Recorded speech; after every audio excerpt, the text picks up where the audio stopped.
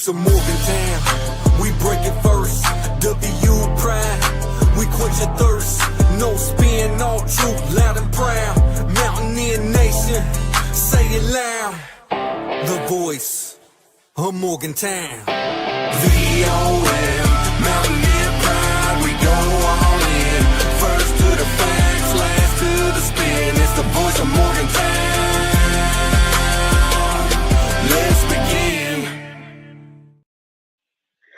And we welcome you to another edition of The Rush Show presented by the Voice of Morgantown Network. We have breaking news, and it is official, folks. Nicco Marchiol will be out for the remainder of the season. And what I believe is going to be, we've already seen his last game as a West Virginia Mountaineer. Obviously, he's dealing with a foot injury right now. He's back out west, been working with his medical team, and Rich Rod talked about it on his show the other day that Rich Rod wanted Nicco to work with West Virginia University doctors, figure out a plan, and go from there. I'm assuming that his medical team has meeting with the West Virginia doctors, and whichever side made the call, it was decided that it would be best for Nicco to be out for the remainder of the season, which I do think makes the most sense moving forward. I think even if best case scenario, say this foot injury was a 4 to 6 week, even a couple month foot injury, that Nicco, he would get back, and why are we rushing him back for, right? We kind of know the fate of this season already. It is frustrating, and it's hopefully darker before the dawn. We discussed this on the show yesterday and the day before, especially as it related to the quarterback position. Now, of course, the discussion is, where does this go from here? Obviously, from the Nicco side of things, I don't see how this ends up anywhere else than him transferring from West Virginia. I would have loved, and I think Mountaineer Nation would have loved Nicco to work out. We talked about him all off season, and we were really excited to see how he would fit in Rich Rod's system. We believed he was a capable quarterback when we've seen him step up in the past, whether it be 2 years ago or last year, come in for game stretches. He usually did pretty well. I think he had, not as a starter, but when he's come in and had to take on most of the game, had a winning record at West Virginia. But I think there's questions whether that he fit the Rich Rod system. We know Nicco can be mobile at times, but is he a true mobile quarterback? I don't know. I think the foot injury throws that into question a little bit, because how long has he been dealing with this? I think it happened during the Pitt game, but we also saw him kind of glimpses in that Ohio game, the game before, of kind of some slowness, needing to be quicker. So I do think there are questions on whether he fit into the Rich Rod system. And I think that personally, for both sides, for Rich Rod and for Nicco himself, that they just need a clean split. They tried to work together. They tried to make it work. It just didn't fit. Maybe it's more injury related. Maybe it's more, it just didn't fit the system. But I think I think at this time a clean break is what is needed for both sides, and I think this has already been decided. Now, when Nicco decides to announce this, we'll see when that is. I'm sure he's focused on his health day by day, and that's most important right now. I have no doubt that he loves West Virginia, and I think there's a reason that he stuck behind Garrett Green for 2 seasons. I think there's a reason why he transferred up here. I think there's a reason he stuck around and tried to make it work with Rich Rod. I do think he absolutely loves this university and loves the state of West Virginia. Unfortunately, it just didn't work out. Now, switching over to the West Virginia side of things, right? Obviously, this year it's probably looking like a 3-9, 4-8 year, where it's hopefully we just get as many guys out there we can, see which guys are ballers, which guys are capable of playing, and retain those guys for next year.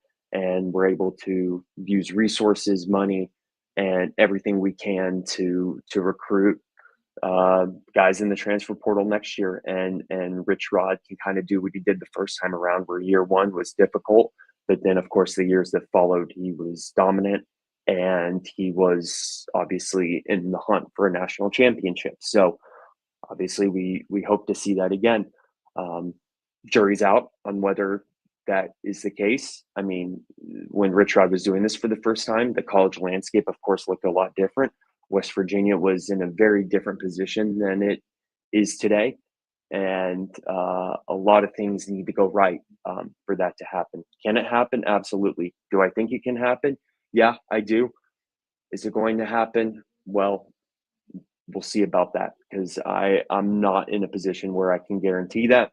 And I think a lot of things, there's going to be a lot of learning lessons if there haven't been already this year that is going to humble our coaching staff, our athletic department, and hopefully there will be I'll say we got to go all in among boosters to get this football team right, especially as the doomsday clock is ticking, and there is going to be, for lack of a better term, a super league around the corner, and West Virginia needs to stay relevant to make it in there. Of course, the fear is that they're right on that bubble and won't be accepted.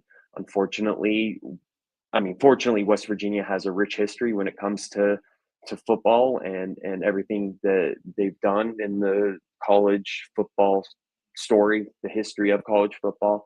However, just like a stock, they're only as good as their future, not their past. So where it goes for this season, kind of what I alluded to already in this episode, is we just need to put as many guys as we can out there, see who's capable of playing, see if we can develop some young talent, and hopefully whoever Rich Rod feels as though he can work with and build into players that we're able to throw resources at them and they're able to stay and not go off to another school when um, the transfer portal opens up and we are able to be successful in the transfer portal as well, because we're definitely going to need to bring guys in.